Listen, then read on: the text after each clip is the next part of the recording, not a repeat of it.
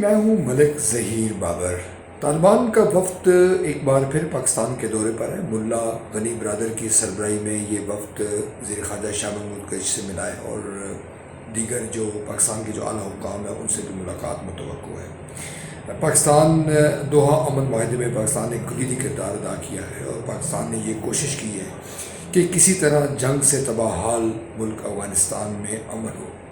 ناظرین، پاکستان کی جو حکمت عملی افغانستان کے حوالے سے تبدیل یوں ہوئی ہے کہ پاکستان کے لیے اب کوئی افغانستان میں فیوریٹ نہیں رہا، یعنی کہ ماضی میں یہ تاثر ابھر کر سامنے آتا تھا کہ پاکستان اور طالبان کے ساتھ بڑے قریبی روابط ہیں دونوں کے مابین اور پاکستان ان کی مدد کرتا ہے۔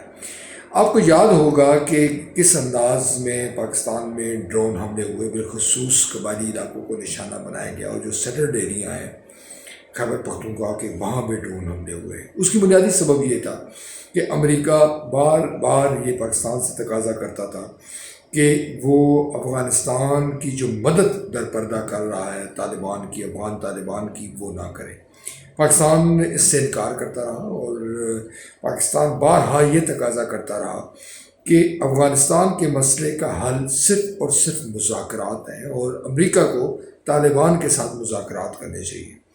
آپ کے علم میں ہے کہ امریکہ اس سے انکار کرتا رہا اور پاکستان کو طالبان دہشت گردوں کا ساتھی قرار دیتا رہا، مگر پھر وقت نے پلٹا کھایا۔ صدر ٹرمپ برسر اقتدار آئے اور انہوں نے یہ محسوس کیا کہ کئی دہائیوں میں تباہ شدہ جو افغانستان ہے اس کو تسخیر کرنا آسان نہیں ہے۔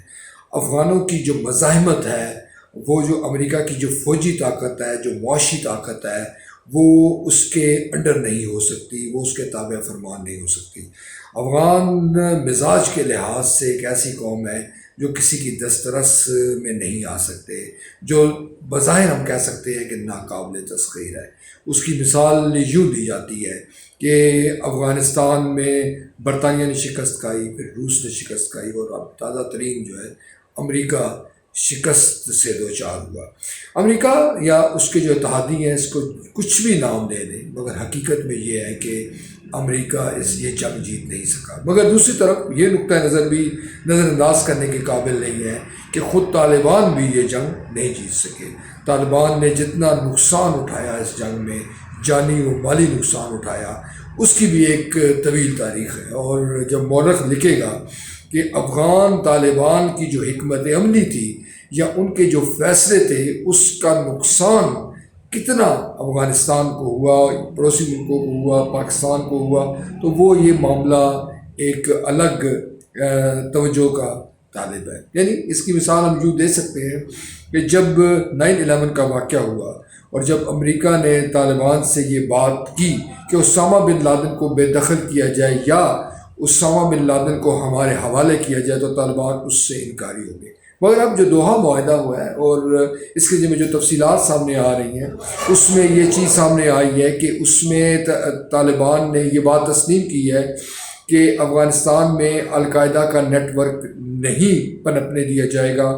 غیر ملکی کسی بھی جنگجو کو افغانستان میں نہیں آنے دیا جائے گا، اور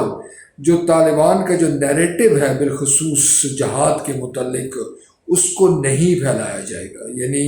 کہ جو خطے میں اور عالمی سطح پر جو اس سے قبل 9/11 کے واقعے سے قبل یا امریکہ کے افغانستان پر حملے سے قبل جو نیریٹو تھا طالبان کا کہ جہاد بین الاقوامی سطح پر جائز ہے اور اسی بنیاد پہ انہوں نے اسامہ بن لادن کی مدد کی تھی، اب وہ اس سے دستبردار ہوتے ہمیں نظر آ رہے ہیں۔ خواتین کے حوالے سے بھی جو طالبان کا سخت رویہ تھا افغان طالبان کا، اس میں بھی ہم یہ دیکھتے ہیں کہ اب نمایاں بہتری بتدریج آ رہی ہے اور جو مختلف حلقے ہیں وہ یہ دعویٰ کر رہے ہیں کہ اگر آج طالبان اقتدار میں آتے ہیں افغانستان میں تو وہ یقیناً مختلف طالبان ہوں گے جو ماضی میں آپ کو نظر آتے رہے ہیں۔ تو یوں کہنا چاہیے کہ طالبان نے بھی ریویو کیا ہے،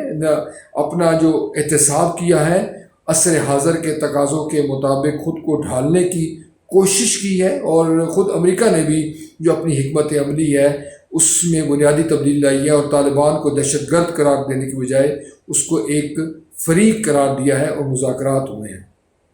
افغانستان کا مسئلہ تاحال ناظرین بہت پیچیدہ ہے اور افغانستان میں قیام امن ایک مشکل ٹاسک ہے، اور تمام فریقین کے لیے، بالخصوص جو پڑوسی ملکوں کے لیے، یہ ایک بڑا چیلنج ہے۔ افغانستان میں کیسے امن ہوگا؟ کیا واقعتاً دوحہ امن معاہدے پر عمل درآمد کر کے تمام جو فریقین ہیں ایک ایسی حکومت وہاں پر قائم کر سکیں گے جس میں تمام جو گروپس ہیں اس کو نمائندگی ہو؟ یہ اس وقت بڑا چیلنج ہے، اور اس چیلنج کی کامیابی تاحال کچھ کہنا مشکل ہے یا یہ کامیاب ہوگا، مگر یہاں پہ جیسے انگریزی میں کہا جاتا ہے کہ اگر آپ کی کوئی ارادہ ہے تو کامیابی آپ کو مل سکتی ہے۔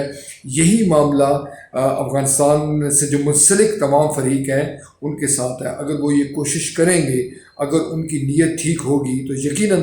یہ معاملہ بہتری کی جانب جائے گا۔ ناظرین، افغانستان میں جو قوت امن نہیں چاہتی وہ بنیادی طور پر ہمیں بھارت نظر آتا ہے، اور بھارت یہ سمجھتا ہے کہ چونکہ طالبان کے پاکستان کے ساتھ روابط ہیں اور رہے ہیں، لہٰذا اس کی وہاں پر کوئی خاص ایڈجسٹمنٹ نہیں ہو سکتی، اس کے مفادات کا تحفظ نہیں ہو سکتا، بالخصوص ایسے وقت میں جب نئی دہلی میں